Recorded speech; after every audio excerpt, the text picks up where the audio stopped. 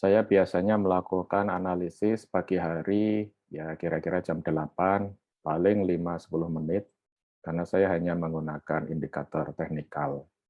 Kemudian kadang-kadang juga saya menganalisis itu sebelum closing ya, karena saya punya posisi mungkin ingin saya jual, biasanya saya melihat sebelum closing, kalau ternyata harus dijual, ya saya jual pada saat closing. Kadang juga saya membeli saham yang prospek pada saat closing karena waktu itu ada harga penutupannya, daripada saya membeli pada hari berikutnya.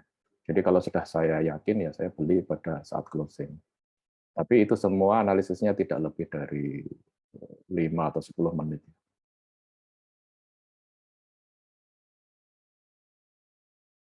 Saya tidak membaca berita ya. Jadi saya mengurangi untuk membaca berita atau mendengar opini orang lain karena pengalaman saya itu justru membuat saya tidak jernih ya. Jadi saya ragu-ragu mengambil keputusan. Jadi saya betul-betul menggunakan analisis teknikal dan kalau saatnya keluar ya keluar saja. Kalau masuk ya masuk saja. Dan sejauh ini itu justru membuat kita menjadi konsisten ya.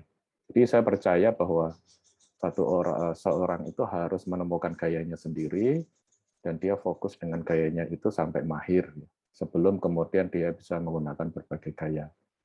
Nah, saya kira dengan cara itu baru seseorang itu bisa konsisten ya. Selamat bertemu kembali rekan-rekan trader. Jadi ini adalah rutinitas pagi hari yang biasa saya lakukan untuk screening saham. Nah, biasanya saya menggunakan screener ini adalah Ichimoku ya. Jadi kalau kita perhatikan bahwa ini menggunakan Ichimoku dan William Alligator, dan lalu ada di sini adalah osilator akselerasi deselerasi dari William juga.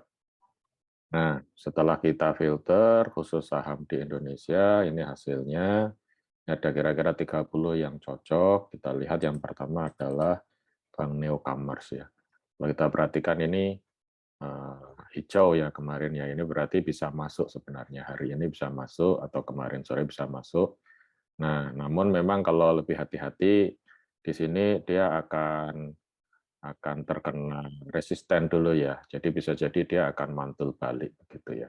Tapi itu resiko, jadi sebenarnya kita bisa masuk dengan separuh, kemudian nanti kita lihat lagi apa yang terjadi, bisa masuk lagi atau bisa dikurangi ya. Kemudian yang saya kebetulan tidak banyak membeli bank ya. Jadi yang ini adalah yang berikutnya adalah aneka gas. Kita juga lihat dia hijau gitu ya. Dan kalau kita perhatikan ini jika span-nya ini sudah keluar dari resisten-resisten dan ada jarak yang cukup bagus, nah maka ini sangat menarik ini. Dia juga secara William alligatornya bagus ya. Kemudian kalau kita perhatikan ini juga terjadi yang namanya divergence ya. Kalau ini bukan divergence karena ini dari bawah ke atas ya sama saja ya. Tapi intinya dia tren ke atas ya. Ini cukup bagus, volumenya juga terjadi peningkatan sehingga kita bisa yakin bahwa masih ada momentum ya untuk naik. Kemudian ini ada bola ya. Ini Bali United kalau tidak salah itu ya.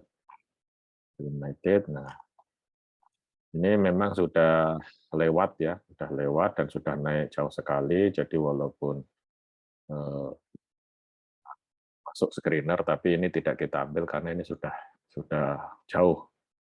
Kecuali kalau waktu itu masih di bagian ini nih, tanggal berapa ini? Harusnya 16 Juli, 17 Juli itu ya. Kemudian ini SMDR ini yang kemarin sempat kita bahas. Pada 27 Juli kemarin, dia ada sinyal masuk, kemudian masuk pada hari berikutnya masih rendah, dan kemudian pada hari tanggal 29 Juli kemarin dia sudah naik. Kemudian ini kan ada yang 30 match ya, yang ke screening ada 30. Dan biasanya saya melakukannya sederhana sekali, secara cepat. Contohnya ini adalah saham MMLP, ini sudah lewat juga, jadi sudah dibeli beberapa hari lalu. sudah lewat ya, kalau dibeli harusnya saat 21 atau 22 Juli. Kemudian ini saham Harta Dinata Abadi. Nah, ini baru muncul kemarin ya, muncul kemarin. Jadi ini masih bisa dibeli. Tapi ini memang tidak terlalu ideal karena Cikaunya ini sedang masuk ke bagian dari price ya. Jadi kalau kita perhatikan detail di sini ada sudah lolos ini sudah lolos. Jadi kita berharap dia nggak turun tapi makin naik. Ya, saya juga mengoleksi saham ini.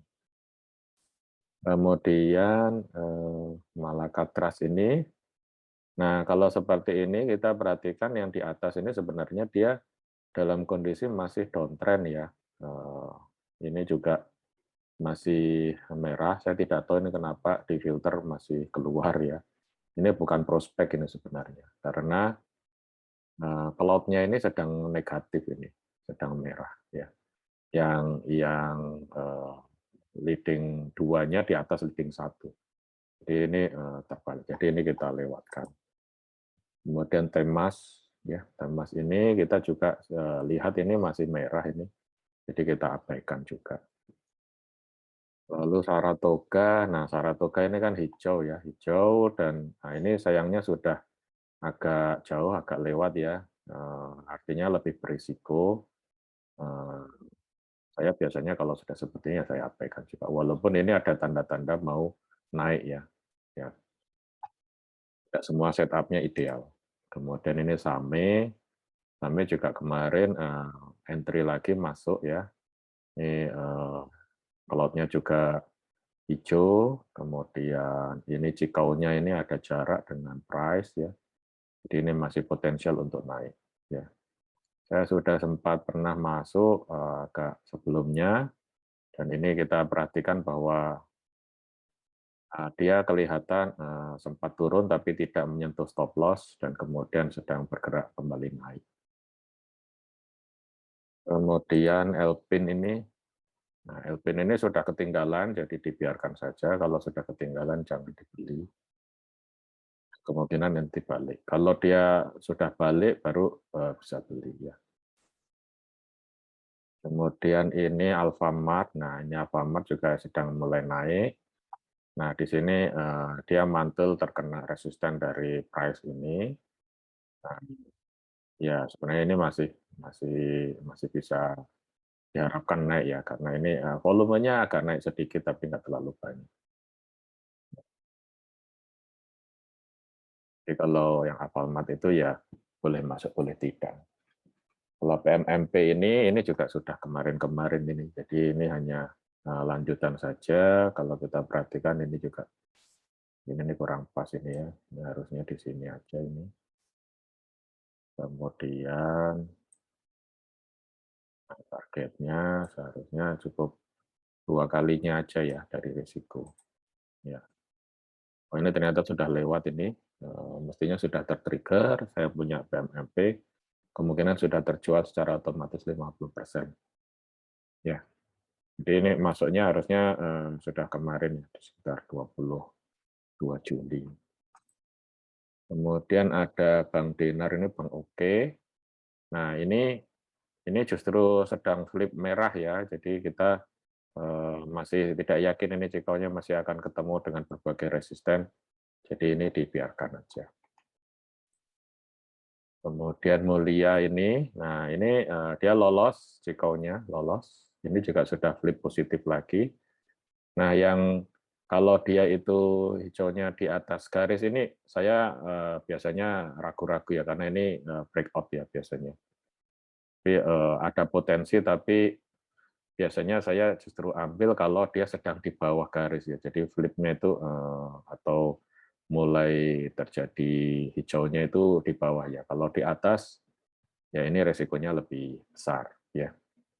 Karena dia sebenarnya sudah agak atas ini. Ini ada resisten mestinya di sini ya, di 1300. Jadi tidak usah diambil kalau kan tidak ada kewajiban ngambil.